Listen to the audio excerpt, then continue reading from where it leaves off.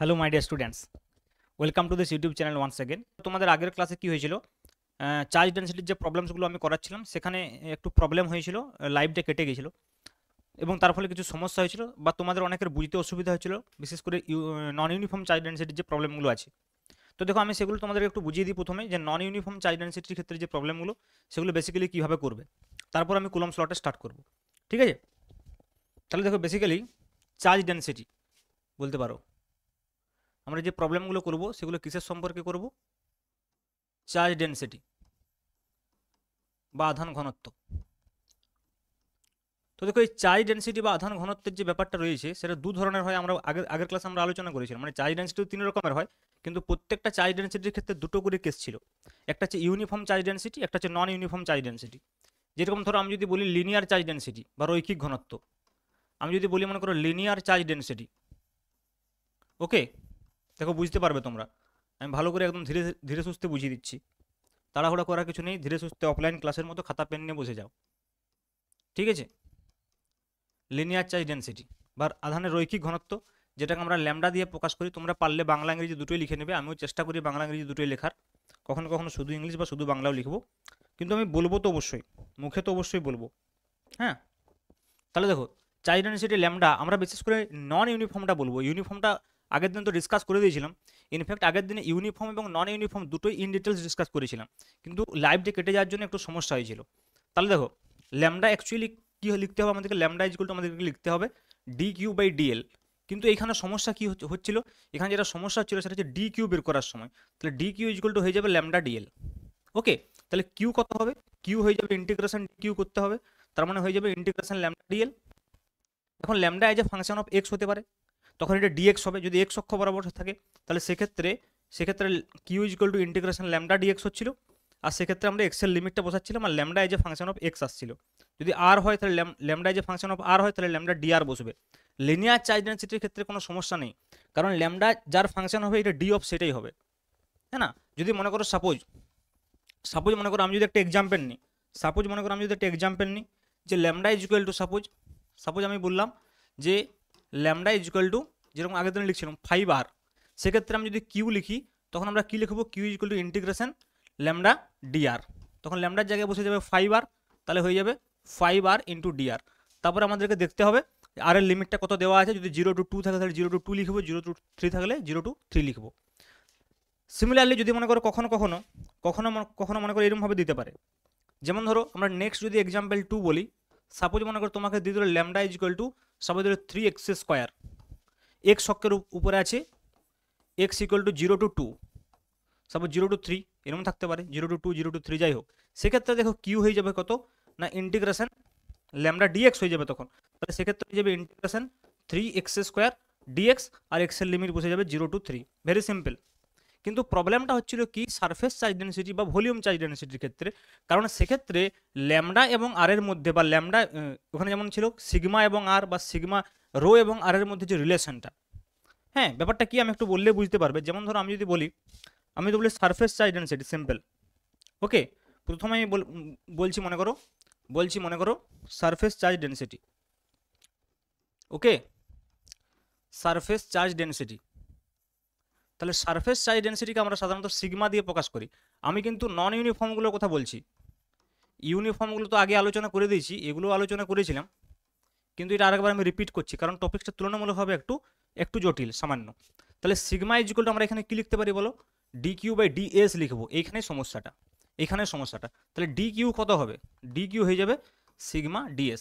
তাহলে কিউ কত হয়ে যাবে? ইন্টিগ্রেশন ডি কিউ, বা বোথ সাইড যদি আমরা ইন্টিগ্রেশন করি তাহলে D Q is equal to Q পেয়ে যাবো ইন্টিগ্রেশন সিগমা ডিএস। এখন সমস্যা হচ্ছে এই ডিএসটা তো ক্ষেত্রফল একটা, তাহলে সিগমা তো as a function of S হবে না। সমস্যাটা এইখানে হচ্ছে। লাইনের ক্ষেত্রে কি হচ্ছে, যখন ল্যামডা ডিএক্স লিখছিলাম lambda as a function of X, যখন ল্যামডা ডিআর লিখছিলাম তখন lambda as a function of R, তাহলে ডাইরেক্ট ইন্টিগ্রেশন হচ্ছিল। কিন্তু এইখানে কি সমস্যাটা হবে, এখানে যখন ইন্টিগ্রেশনটা করতে গেলে একটু সমস্যা হবে। কীরকম সমস্যাটা হবে এইটাই মেনলি বোঝার। যেমন ধরো আমি সাপোজ যদি একটা এক্সাম্পল নিই, আমি হয়তো বলে দিলাম যে sigma is equal two 3r square, এটা মনে করে দেওয়া আছে, গিভেন আছে sigma is equal two 3r square. কিন্তু সমস্যাটা হচ্ছে যে এই সিগমাটা কোথাকার সিগমা?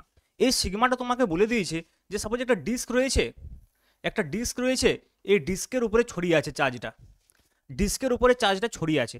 তাহলে দেখো ডিস্কের উপরে যদি চার্জটা ছড়িয়ে থাকে, ডিস্কের রেডিয়াস তোমাকে বলা আছে সাপোজ মনে করো ক্যাপিটাল আর, সাপোজ মনে করো ডিস্কের রেডিয়াস হচ্ছে ক্যাপিটাল আর, তাহলে তাহলে স্মল আর কি হবে, স্মল আর যে কোনো ডিস্টেন্স হতে পারে, স্মল আর যে কোনো ডিস্টেন্স হতে পারে। সাপোজ মনে করো আমি বলছি মনে করো স্মল আর যে ডিস্টেন্সটা সেটা হচ্ছে যে একদম সেন্টার থেকে একটা নির্দিষ্ট দূরত্ব এইখানে, তাহলে এইখানে কি হচ্ছে, এইখানে চার্জ ডেন্সিটি কত হবে 3r²। তেমনি স্মল আর যদি এইদিকে আমি আর ডিস্টেন্স নিই এখানেও 3r², যদি এইদিকে নিই এখানেও 3r², যদি একটু বাড়িয়ে দিই এখানে 3r², মানে আর এর বিভিন্ন মানে ব্যাপারটা হচ্ছে যদি r = 0 বলি তাহলে সিগমা = 0, যদি r = 1 বলি তাহলে সিগমা = 3 × 1² মানে 3, যদি r = 2 বলি তাহলে সিগমা = 3 × 2² মানে 4 3 12। তাহলে সিগমাটা হচ্ছে যে আর এর বিভিন্ন মানের জন্য বিভিন্ন, তার মানে এই ডিস্কটার ভেতরে বিভিন্ন পয়েন্টে যে চার্জ ডেন্সিটি সেটা বিভিন্ন, চার্জ ডেন্সিটি ইউনিফর্ম নয়, নন ইউনিফর্ম। তাহলে সেক্ষেত্রে যখন আমি টোটাল চার্জটা বের করব আমার ফর্মুলা তো একই, আমার কিউ = যে ফর্মুলা সেটা তো ইন্টিগ্রেশন সিগমা ডিএস। এখন সমস্যা হচ্ছে আমার সিগমায় যে ফাংশন অফ আর আছে, সিগমা তো যে ফাংশন অফ এস নেই, তাহলে আমাকে ডিএসটা আমাকে ক্লেভারলি চুজ করতে হবে। তাহলে ডিএসটাকে আমাকে এমন চুজ করতে হবে যাতে করে সেই ডিএস ক্ষুদ্র ডিএসটা রিপিট করতে আমি পুরো ডিস্কটাকে কভার করতে পারি। তাহলে একটা সিমেট্রিক ডিএস আমাকে এখানে ধরতে হবে। তাহলে এখানে সিমেট্রিক ডিএস ধরতে গেলে কি করবে, তুমি এইখানে মনে করো আর ব্যাসার্ধের একটা সাপোজ এরকমভাবে তুমি রিং ধরলে, আর ব্যাসার্ধের একটা রিং ধরলে, যে রিংটা একটা সামান্য উইথ থাকবে। দেখো এখানে যদি আমি একটা আর ব্যাসার্ধের রিং ধরি, ছোট রিং, এর ভেতরে ছোট রিং যার একটা সামান্য উইথও আছে, তাহলে এই যে সামান্য উইথটার কথা বলছি, আমরা এই উইথটা, একটু সমস্যা হচ্ছে, এই যে সামান্য উইথটার কথা বলছি, এই উইথটা আমরা মনে করছি ডিআর, ভেবে দেখো এই উইথটা আমরা মনে করছি ডিআর।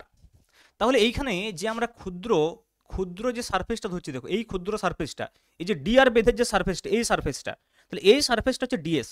কেন এই সারফেসটাকে ডিএস ধরছি, কারণ দেখো এই ডিএসটা যদি আমরা রিপিট করতে যাই একদম এইখানে যদি সব চাইতে প্রথমে যদি এইখানে আমরা একটা ডিএস ধরতাম, তারপরে এইখানে ডিএস ধরেছি, তারপরে এইখানে ডিএস ধরেছি, তারপরে এইখানে ডিএস ধরেছি, তো এরকম করতে আমরা রেডিয়াসটাকে যদি সামান্য বাড়িয়ে যাই, তাহলে 0 থেকে ক্যাপিটাল আর অবধি, 0 থেকে ক্যাপিটাল আর অবধি যদি এরকম ক্ষুদ্র রিংগুলো নিয়ে যাই, তাহলে কি আমার পুরো ডিস্কটা কভার হয়ে যাবে, তাহলে সেইরকম একটা মাঝখানের মধ্যবর্তী কোনো একটা এলিমেন্টাল রিং যেটার বেধ হচ্ছে যে ডিআর আর রেডিয়াস হচ্ছে আর, সেইটাকে আমরা ক্ষুদ্র ডিএস হিসাবে ধরেছি।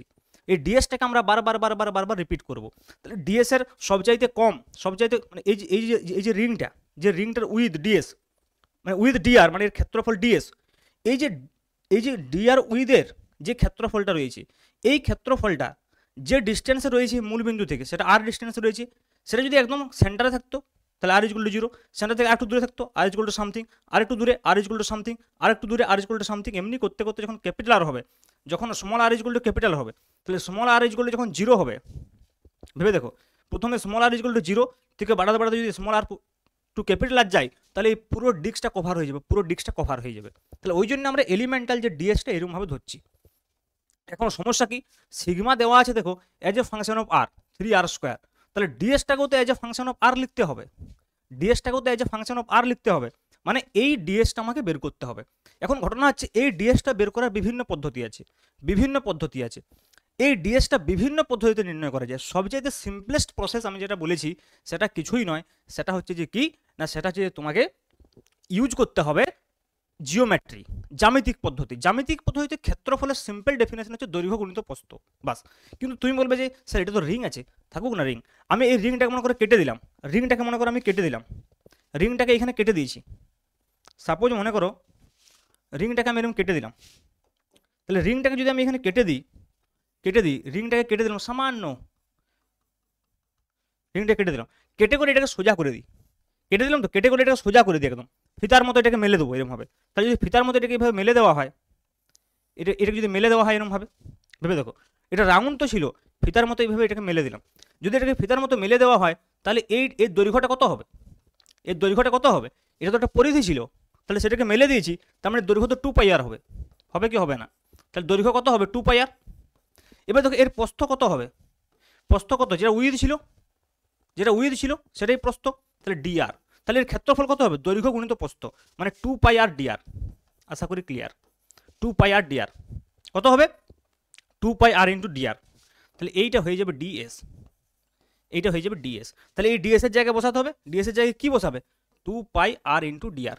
এবারে কনস্ট্যান্টগুলো আলাদা নিয়ে আসো, কনস্ট্যান্ট কে কে আছে দেখো, এখানে 2 পাই আছে, এখানে 3 আছে, তাহলে 6 পাই। তাহলে 6 পাইটাকে আলাদা করে লিখে নাও, আর ইন্টিগ্রেশনের ভেতরে থাকবে কত, আর কিউব ইন্টু ডিআর। ইন্টিগ্রেশনের লিমিট কত হবে, 0 থেকে ক্যাপিটাল আর। হয়ে গেল, বাস, কমপ্লিট। তাহলে কি হবে দেখো, তোমার এই যে পোর্শনটা যে ক্যাপিটাল কিউ ইকুয়াল টু কত, এটা তুমি যদি ইন্টিগ্রেশনটা করে দাও তাহলে তোমার ম্যাক্সিমাম যে চার্জ, টোটাল যে চার্জটা সেটা বেরিয়ে আসবে। এবারে এই ক্যাপিটাল আরটার বিভিন্ন ভ্যালু দিয়ে দিতে পারে, 2 3 4, 1 2 3, যা হোক। এবারে বলবো ভলিউম চার্জ ডেনসিটি। তাহলে নাম্বার 3 আমরা বলবো কি না, ভলিউম চার্জ ডেনসিটি। ওকে, তার মানে হচ্ছে আয়তন ঘনত্ব। ভলিউম চার্জ ডেনসিটি মানে কি, আয়তন ঘনত্ব। ওকে, আয়তন ঘনত্ব।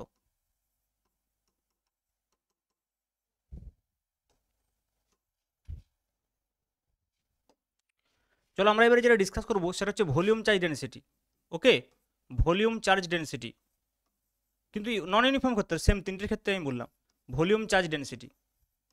ওকে, তো ভলিউম চার্জ ডেনসিটিকে মনে করো আমি রো দিয়ে রিপ্রেজেন্ট করছি। তাহলে আমরা যদি নন ইউনিফর্ম ক্ষেত্রে বলি ভলিউম চার্জ ডেনসিটিকে আমরা কি লিখবো বলো, না রো ইকুয়াল টু আমরা সিম্পল লিখবো ডি কিউ বাই ডিভি। তাহলে ডি কিউ ইকুয়াল টু কত হবে, না রো ডিভি। তাহলে যদি আমরা ইন্টিগ্রেশন করি এখান থেকে কিউ পাবো, তাহলে কিউ ইকুয়াল টু পেয়ে যাবো ইন্টিগ্রেশন রো ডিভি। এইবারে যেটা ব্যাপার হবে সেটা হচ্ছে যে V as a function of R যদি থাকে, মানে ভি কে as a function of R নির্ণয় করতে হবে, কারণ rho as a function of R থাকবে।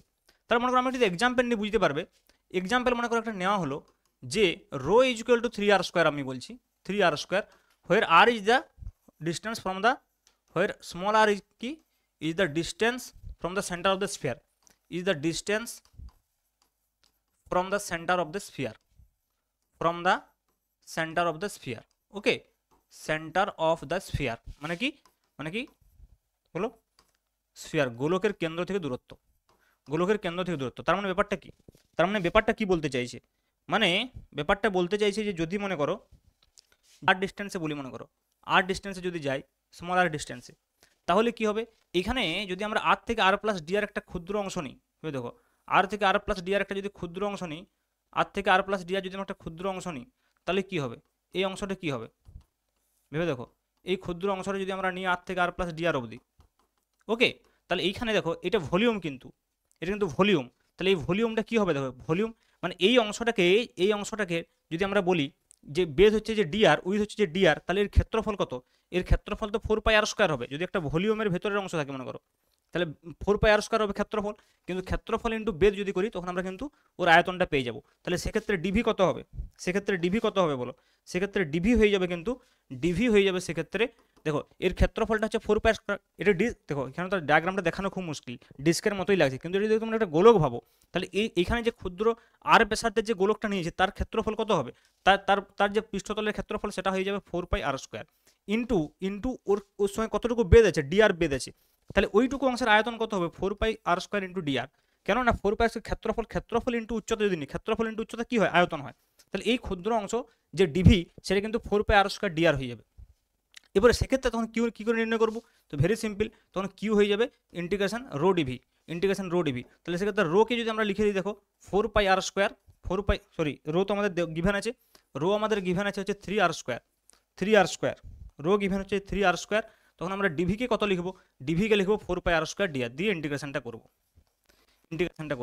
তার মানে 3 4 12 পাই বাইরে চলে এলো, ইন্টিগ্রেশন r⁴ ডিআর। এবারে যেরকম লিমিট দেওয়া থাকবে সেরকম আমরা করবো,